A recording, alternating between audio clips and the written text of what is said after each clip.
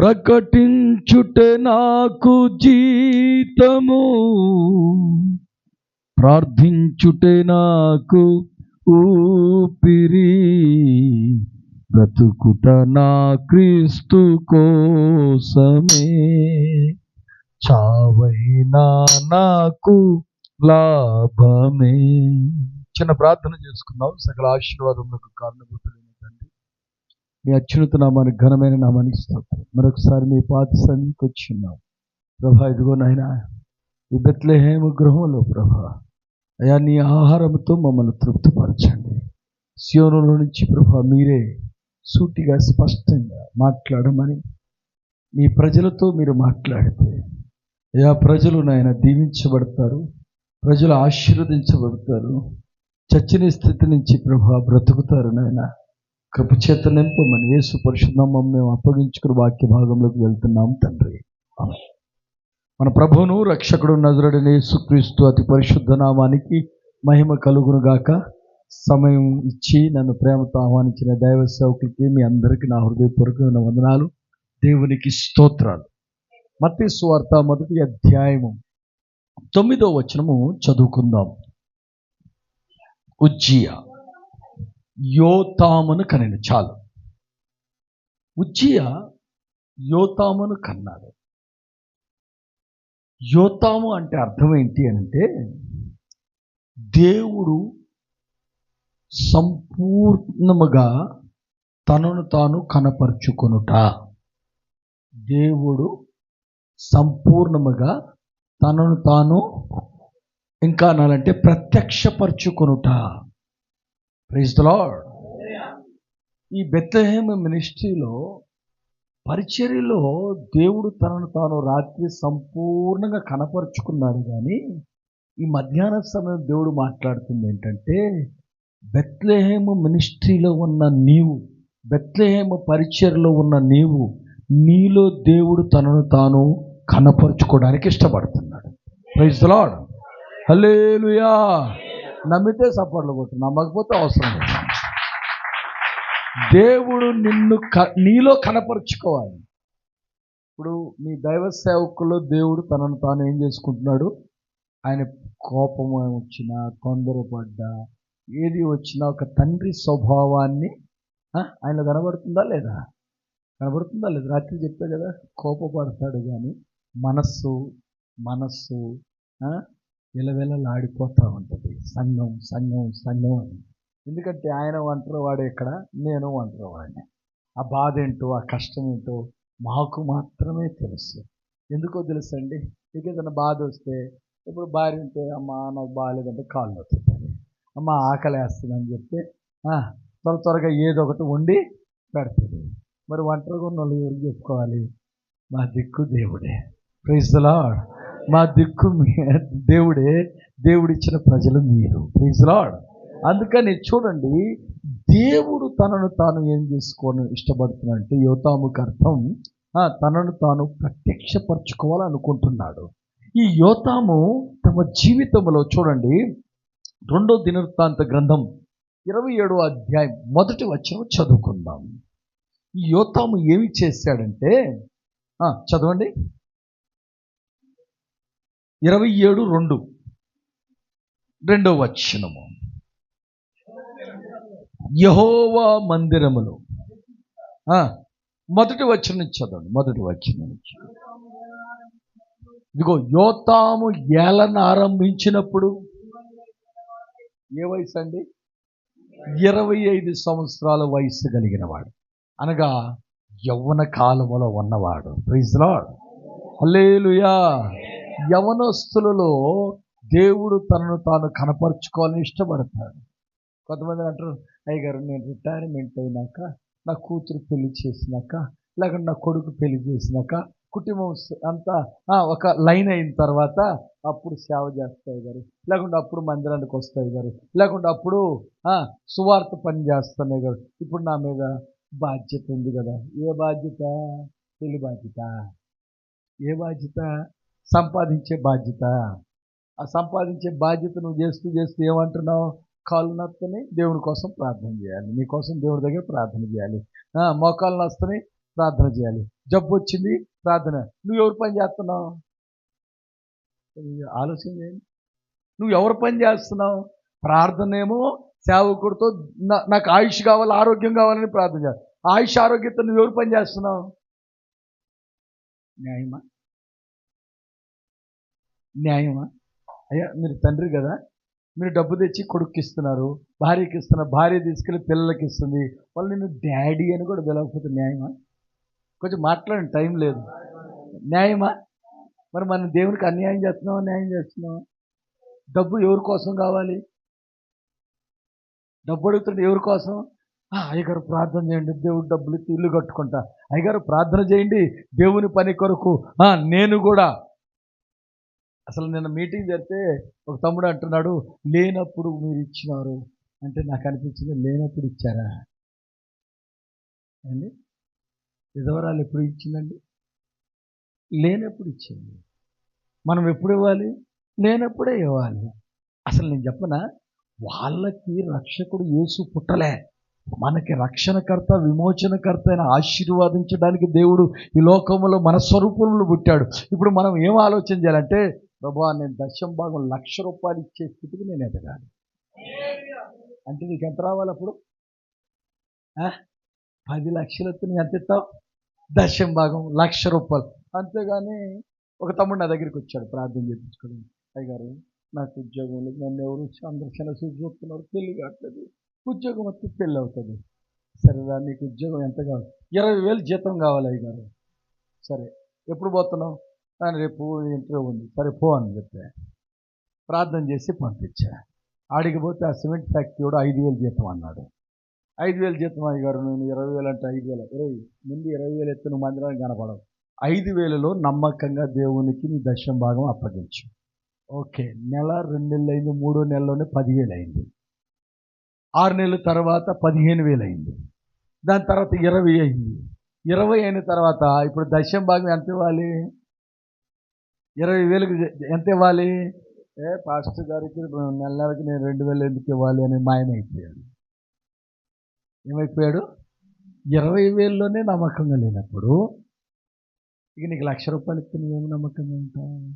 ఈ యోతాము 25 సంవత్సరాల వయసులో ఏం చేశాడంట చెప్పండి?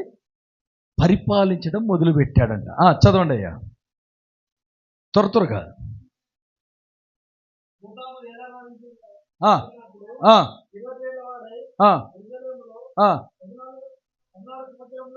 ఎన్ని సంవత్సరాలు వెళ్ళాడంట? 14 సంవత్సరాలు వెళ్ళాను.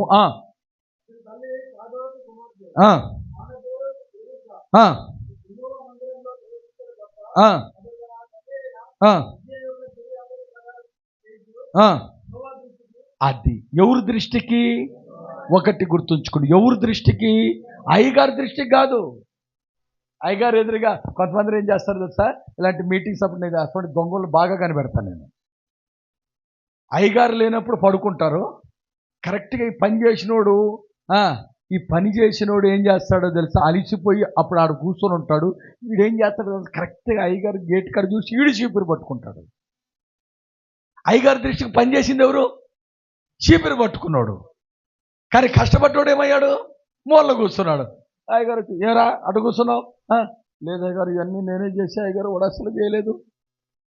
యథార్థత ఏం కావాలండి? నీ యథార్థత ఎవరికి కనపడాలో తెలుసా? దేవుడు చూస్తున్నాడు. ప్రార్థన చేయమంటే యథార్థంగా చేస్తున్నావా? దేవునికి ఇచ్చేది యథార్థంగా ఇస్తున్నావా? పరిచర్య నమ్మకంగా చేస్తున్నావా? బైబిల్ యథార్థంగా చదువుతున్నావా? చదివిన వాక్యం, విన్న వాక్యం యథార్థంగా దాంట్లో జీవిస్తున్నావా? అలాంటి వారిపైన దేవుని కనిపిస్తూ ఉంటుంది. చెప్పండి కొంత దేవుని నమ్మ. Praise the Lord, praise the Lord. మనం అందరము దేవుని సన్నిధిలో ఎవరికి యథార్థంగా ఉండాలి? చెప్పింది యథార్థంగా. మీకు యథార్థత ఒక్క మాట చెప్పి నేను ముందుకు వెళ్తాను. సపోజ్ ఇప్పుడు నేను థమ్స్అప్ తాగాలనుకున్నాను. అయ్యగారు థమ్స్అప్ తెప్పించిండన్న. అయ్యగారు ₹100 తీసి ఇచ్చేసారు. ఇప్పుడు యథార్థంగా ఉన్నాడు ఏమంటారు తెలుసా? ముందు నేను థమ్స్అప్ అయ్యగారు ఇప్పుడు షాప్లన్నీ మూసేసి ఉంటాయండి, వాడు తీయడండి, లంచ్ టైం అండి, వెళ్ళిపోతాడంట. వీడెవడో తెలుసా? సాకులు చెప్పి తప్పించుకునేవాడు. రెండో వాడు ఎవడో తెలుసా? పోతాడు, ఆడదాకా పోతాడు. పోయి ఆడికి పోయి షాపులు చూస్తాడు. అయ్యగారు ఇక్కడ థమ్స్అప్ లేదండి. మళ్ళీ ఫోన్ చేస్తాడు. మళ్ళీ అయ్యగారు నన్ను అడుగుతా, అయ్యా థమ్స్అప్ లేదంట. నేను అడిగింది ఏంటి? థమ్స్అప్ ఉంటే తీసుకో, లేకుంటే లేదు. కానీ యథార్థంగా ఉన్నవాడు ఏం చేస్తాడు సార్? నా సేవకుడు నాకు ఒక పని చెప్పాడు, ఆ థమ్స్అప్ కోసం నేను 1 కిలోమీటర్ అయినా సరే, ఎంత స్పీడ్ అంటే ఇక్కడి నుంచి తెచ్చినట్టే నా సేవకుడికి అనిపించాలి. నా కష్టము నా సేవకుడికి కనబరుచుకోకూడదు, నేను పోయి తీసుకొని వస్తాడు. అది యథార్థంగా పనిచేస్తాడు. అర్థమవుతుందండి? ఇప్పుడు 100 రూపాయలు ఇచ్చాడు కదా, థమ్స్అప్ ఎంత అండి? 10 రూపాయలు. వాడు ఏం చేస్తాడు? చిల్లర మర్చిపోయి అయ్యారు, ఇద్దునా వద్దా? సైతాన్ అంటది, అడదా కొరికావు కదా, మరి నీకు కావాలి కదా కమిషన్. ఏం కావాలి?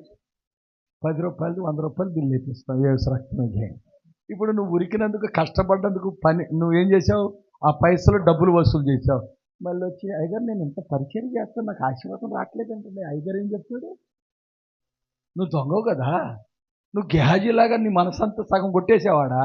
మరి కొట్టేసిన తర్వాత ఇక్కడ ఆశీర్వాదం ఎందుకు వస్తుంది?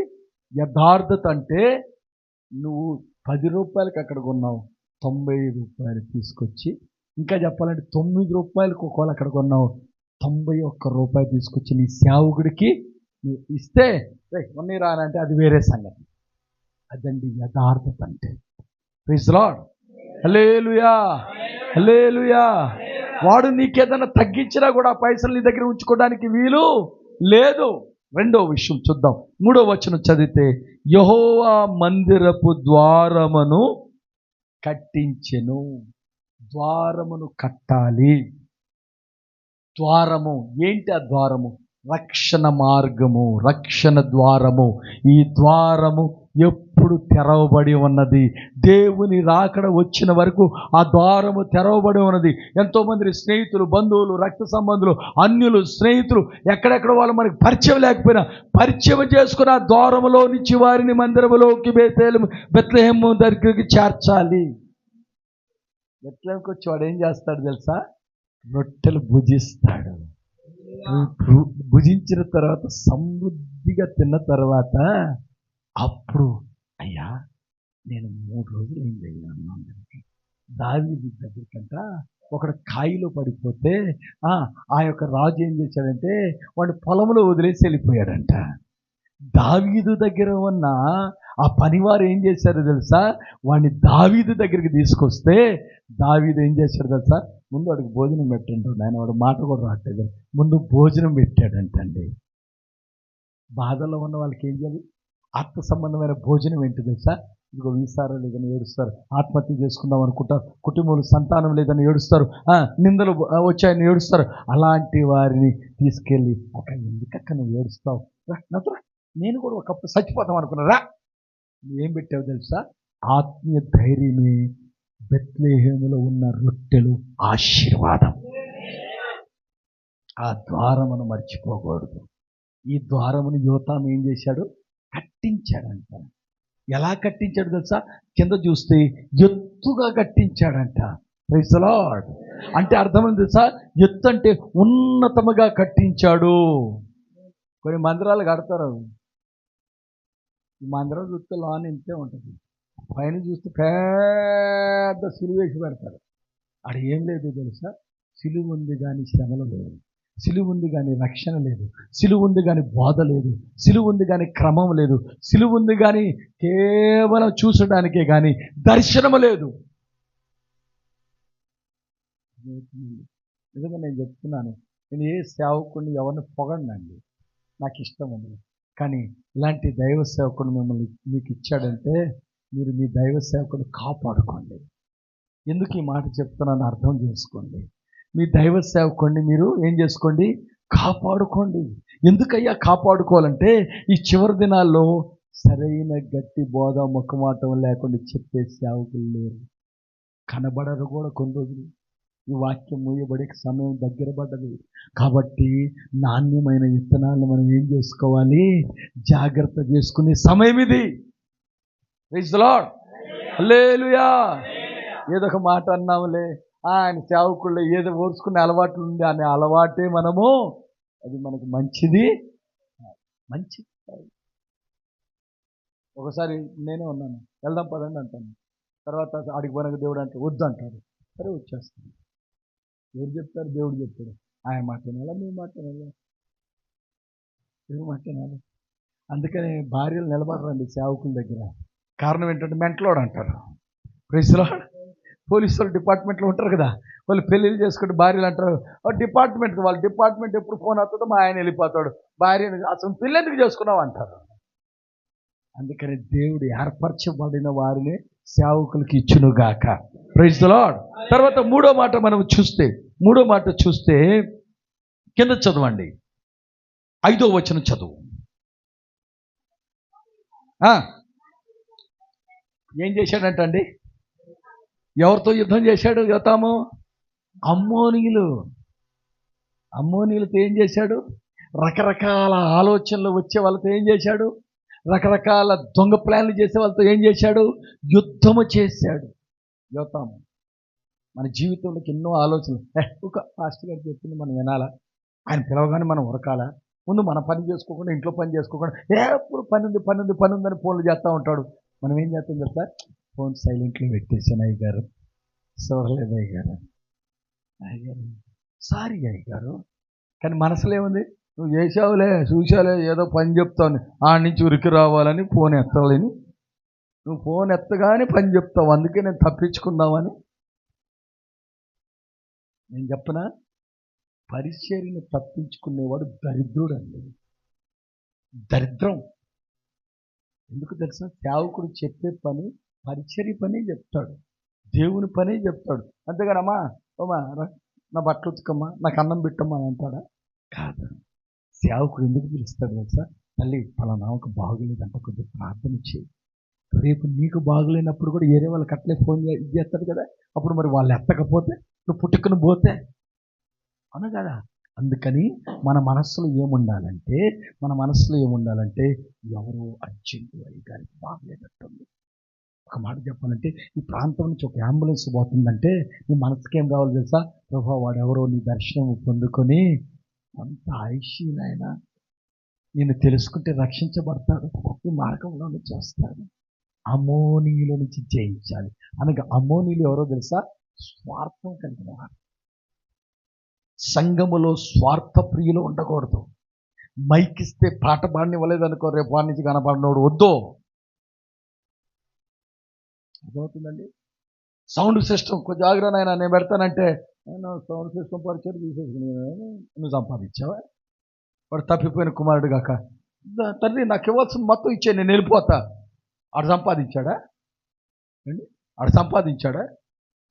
అంటే ఈ సంఘం మీరు సంపాదించారా, లేకుంటే ఈయన సంపాదించాడా? సంఘం ఎవరిది? ఆయనది. ఆయన దాని కొరకు ప్రాణము పెట్టి ఈ పూట కూలివానికి అప్పగించాడు. నిన్ను బాగు చేయడానికి, నీకు పరిచర్య చేయడానికి ఆయన పూట కూలివాడు, ఆయన జీతం కాదు అది.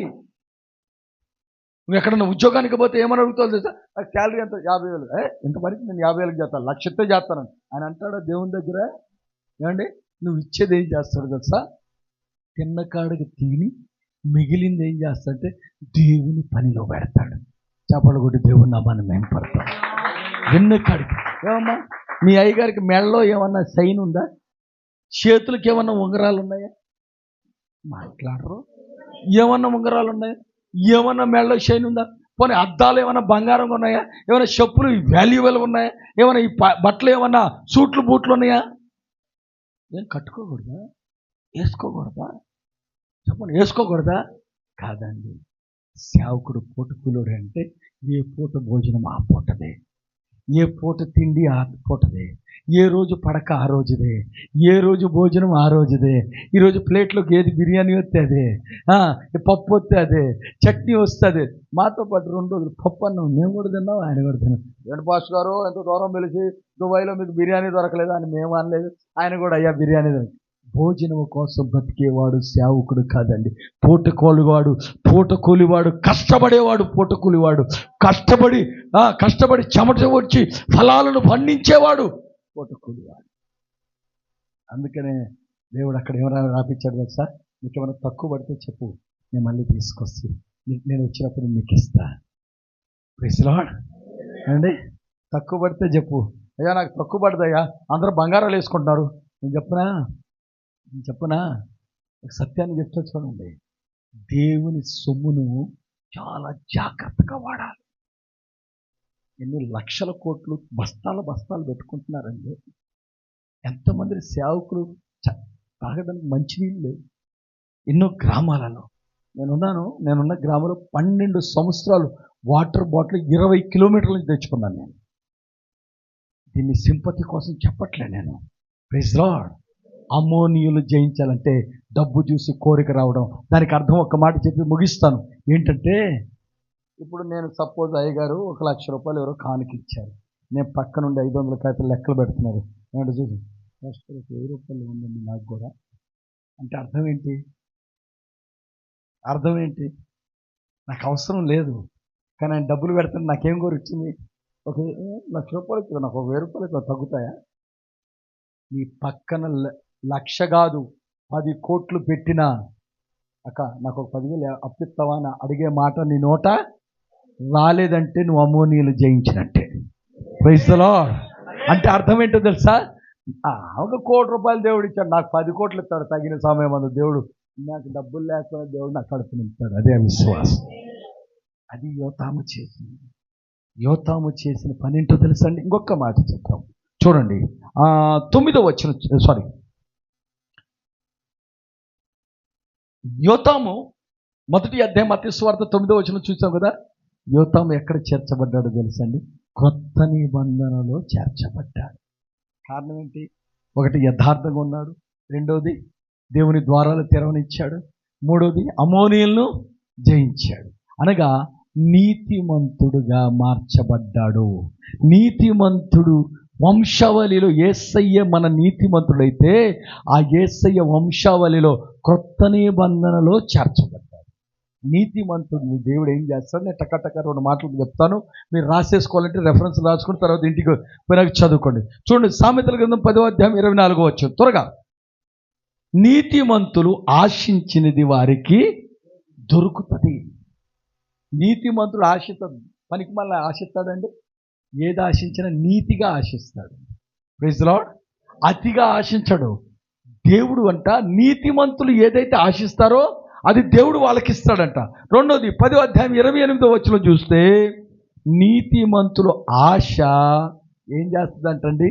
సంతోషం పుట్టిస్తుందంట. Praise the lord.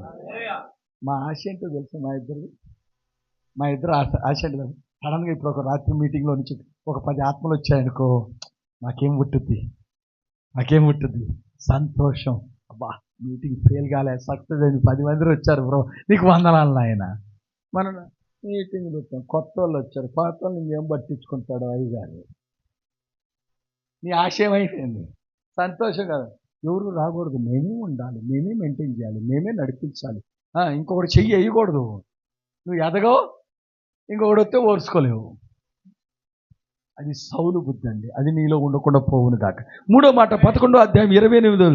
నీతిమంతుడు చిగురాకు వలె అభివృద్ధి చెందుతాడు. ఇంకా చిగురాకు అంటే ఏంటో తెలుసా? మెత్తగా ఉంటుంది. ఎటు తిప్పితే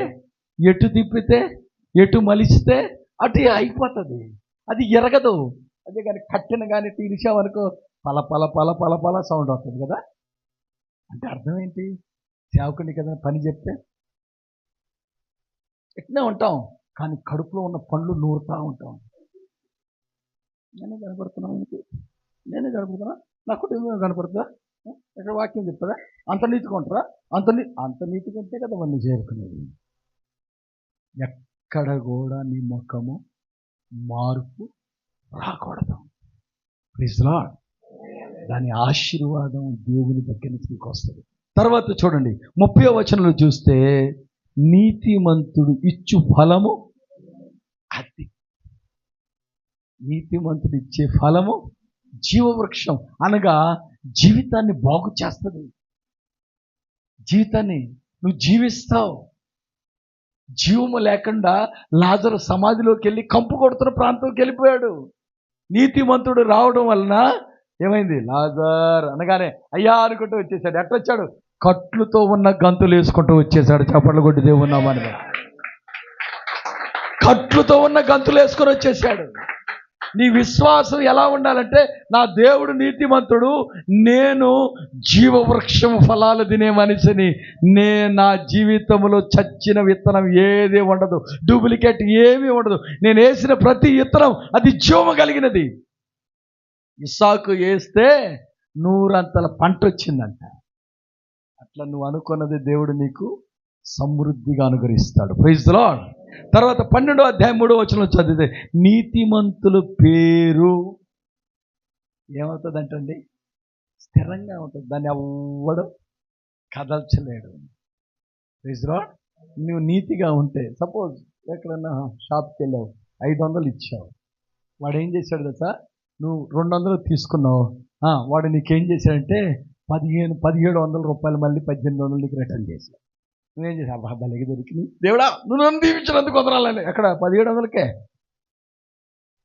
నువ్వు అవతలకు పోయాయా, నేను తీసుకుంది 200, నీకు ఇచ్చింది 500, నువ్వు నాకు ఇవ్వాల్సింది 300.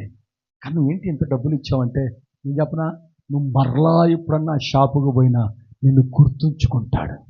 ఈ అమ్మ దొంగది అన్న, తప్పురా, ఆ అమ్మ దొంగది కానే కాదు, నేనే డబ్బులు ఇస్తాను, తెచ్చి నాకు రిటర్న్ ఇచ్చింది. అదేంటి నీతిమంతుడు స్థిరంగా ఉంటాడు. నువ్వు దేవుని సంఘంలో స్థిరంగా ఉంటావు. నీ మాట స్థిరంగా ఉండాలి, నీ ఆలోచన స్థిరంగా ఉండాలి, నీ పరిచర్య స్థిరంగా ఉండాలి. అంతేగాని ఈ సంఘంలో ఒకరోజు, ఆ సంఘంలో ఒకరోజు, ఆడొక మాట ఈడొక మాట, కథం. స్థిరం లేని వాడు ఎప్పుడు కూడా అభివృద్ధి చెందడు. అందుకే అంటాడు చూడండి, 12వ అధ్యాయం 26వ వచనం చదవండి. పొరుగు వారికి ఏం చేస్తాడంట? యోతాము ఏం చేశాడు? దారి చూపిస్తున్నాడు, మార్గము సారళం చేస్తున్నాడు. ఎవరికి? పొరుగు వారికి, నలిగిపోయిన వారికి, కృంగిపోయిన వారికి, జబ్బుతో ఉన్న వారికి, సమస్యలతో ఉన్న వారికి, చెప్పుకోలేని బాధలతో ఉన్న వారికి బెత్లెహేము మినిస్ట్రీ ఒకటి ఉన్నదయ్యారా, నేను దారి చూపిస్తా. ఇక్కడికి వస్తే ఆ దారి ఎక్కడికి పోతుందో తెలుసా? యెరూషలేముకి, పైన ఉన్న యెరూషలేముకి తీసుకెళ్తుంది. దేవుని రాకడకి తీసుకెళ్ళిపోతుంది, దేవుని ఇంటికి తీసుకెళ్ళిపోతుంది, దేవుని సన్నిధికి తీసుకెళ్ళిపోతుంది. అక్కడ దుఃఖము లేదు, వ్యాధి లేదు, కష్టం లేదు, బాధ లేదు, ఆకలి లేదు, సమస్యలే లేవు. మహిమలోకి వెళ్ళిపోతావు. Praise the Lord. నీవు మహిమలో ఉంటావు. నీతో పాటు బాధలో ఉన్న వాళ్ళందరినీ నువ్వు తీసుకెళ్తే వాళ్ళు కూడా మహిమలో ఉంటారు. అక్కడ ఏం లేదా? దుఃఖం లేదు, అట్ట బాధ లేదు, ఈర్ష్య లేదు, ఏం లేదు. అందుకని ఎవరైనా చచ్చిపోతే ఆ ఐటీ పెడతా కానీ వాళ్ళకి తెలవదు. Rest in peace. సమాధానకర్త అయిన దేవునితో సమాధానంగా ఉండువుగాక. Praise the lord. హల్లెలూయా. అందుకని 12వ అధ్యాయం 13వ వచనం చదివితే, నీతిమంతుడు ఏమవుతాడంటండి? బాంబులు పడతాయని ఇండియాకి పారిపోతాడా? కాదు. నీతిమంతుడు ఆపద వచ్చిందనుకోండి, దేవుని పాదాల దగ్గరికి వెళ్ళిపోతాడు. దేవుని నీడ, అతడు నన్ను నమ్మి ఉన్నాడు కాబట్టి నేను అతనిని తప్పించుకున్నాడు. ఇంకొక మాట ఉన్నది చూడండి, 15వ అధ్యాయము 29వ వచనం, సామెతల గ్రంథమే 15వ అధ్యాయము 29వ వచనము. పాదాల దగ్గరికి పోయిన తర్వాత ఏం చేస్తాడు తెలుసా? చదువుమా. అది నీతిమంతుల ప్రార్థన. నువ్వు నీతిగా ఉండి ప్రార్థన చేద్దాం. ఎందుకు పాస్టర్ గారు నేను చాలా ప్రార్థన చేస్తాను, మీరు కూడా చేస్తున్నారు, నాకు ఎందుకు జరగట్లేదే? నువ్వు నీతిగా లేవు కాబట్టి చేస్తాను. ఇంకొక మాట 21వ అధ్యాయం 26వ వచనం ఏమని ఉంటుంది? హలో, ఇది చాలా ప్రాముఖ్యమైన పాయింట్. ఏం చేస్తాడంట? కొంతమంది మందిరానికి ఒక 100 దిరామ్స్ ఇద్దామని వస్తావు, ఇంటికాడ దారిలోకి వచ్చేలాకి 50 చేస్తావు, మందిరంలోకి వచ్చి 20 చేస్తావు, వేసేటప్పుడు 10 వేస్తావు. ఎంత తెచ్చావు? ఎంత ఇద్దామని వచ్చావు? Praise the Lord. ఎంత ఇద్దామని వచ్చావు? 100 దిరామ్స్. దారిలో ఎవరో కనబడి, ఈ పాస్టర్కి ఏమో బాబు అంటారు, ఆయనకి ఏం అవసరం కానీ 50 ఇద్దాంలే అనుకుంటాం. మళ్ళీ మందిరంలోకి వచ్చేలేకి వాక్యం అంటున్నా, ఈరోజు నా గురించే మాట్లాడు, ఎందుకు ఇవ్వాలి? 10 ఇస్తే చాలే. నా గురించి అంత సూటిగా నా పేరే తీసుకొని చెప్పి నన్ను ఇన్సల్ట్ చేసి నేను 10 ఇస్తే చాలే. దరిద్రం నువ్వు తెచ్చి పెట్టుకున్నావు అంటే. నీతిమంతుడంట దేవునికి ఇచ్చే విషయంలో సనగక గొనగక ఏం చేస్తారు కదా? మంచి మనసుతో. మీకు ఒక విషయం చెప్తా చూడండి. మనం ఇండియాలో ఉన్నప్పుడు కొన్ని హోటల్స్ ఉంటాయి, టిఫిన్ సెంటర్స్. కొత్తగా తీసినప్పుడు ఏం చేస్తారు తెలుసా, మంచిగా చట్నీ చేసి, సార్ ఎంత తింటాం, ఇంకొంచెం అయినా అంటారు. కొన్ని రోజులు ఆగిన దేవుడు ఏం చేస్తాం, పబ్లిక్ బాగా పెరిగిన తర్వాత వీడికి గర్వం వచ్చేసి ఆశ కలిగి ఏం చేస్తాడు సార్, ఇంత స్పూన్ పెడతాడు, ఇంత లంబా పెడతాడు, తీసి ఎట్ట అంటాడు. ఏం చేస్తాడు, ఇటు తీసి ఎన్నిసార్లు వేయాలంటాడు. మెల్లమెల్లగా ఏమవుతుంది తెలుసా, ఆ హోటల్ మూయబడుతుంది. అలాగే మన జీవితంలో మన దేవుని దగ్గర ఇవ్వడానికి వెనక తీస్తే దేవుడు కూడా నీ ఇచ్చిన విత్తనాలకి ఎక్స్ట్రా ఇవ్వడు ఆయన. అది 30 అంతలు 60 అంతలు 100 అంతలు కావాలంటే నువ్వు ఎంత స్వేచ్ఛగా దేవుని పని చేస్తావు, ఎంత స్వేచ్ఛగా దేవునికి ఇస్తావు, దేవుడు నిన్ను అంతగా ఆశీర్వదిస్తాడు. ఇది రహస్యం అండి. అంతేగాని దేవుడు నిన్ను దీవించును కాక నువ్వు ఆమె అనుకుంటా ఉంటే ఆశీర్వాదం. దేవుని పని చేయాలి, దేవునికి ఇవ్వాలి. యోతాము అందుకనే ఏంటో తెలుసా, యోతామును దేవుడు సంపూర్ణంగా ప్రత్యక్షపరచుకున్నాడు. నీలో ప్రత్యక్షపరచబడాలంటే నువ్వు సంపూర్ణంగా దేవునికి అప్పగించుకుంటే, నీ ద్వారా దేవుని నామం ఘనపరచబడితే, దేవుని నామం మహింపరచబడితే, ఎవరైతే నేను సిగ్గు తీశారో వాళ్ళ ఎదురు దేవుడు నిన్ను ఘనపరుస్తాడు. అట్టి కృపతో ప్రభు మనల్ని నింపునుగాక. అందరం కళ్ళు మూసుకుందాం, ప్రార్థన చేసుకుందాం. అందరం కళ్ళు మూసుకొని ప్రార్థన చేసుకుందాం. అయ్యా నా జీవితంలో నీవు సంపూర్ణత నేను అప్పగించుకుంటున్నాను. నా నుంచి నీకు చెడ్డ పేరు రాకూడదు నాయన. నా నుంచి ప్రభా ఈ పరిచర్యకు చెడ్డ పేరు రాకూడదు నాయన. నా నుంచి మా సేవకుడికి చెడ్డ పేరు రాకూడదు అయ్యా. కృప దయచేనైనా. నేను అమోనీయులను జయించాలయ్యా. నా లోక సంబంధమైన కోరికల ఆశలను నేను జయించాలయ్యా. కృప దయచేనైనా అని ప్రార్థన చేసుకుందాం. ప్రార్థన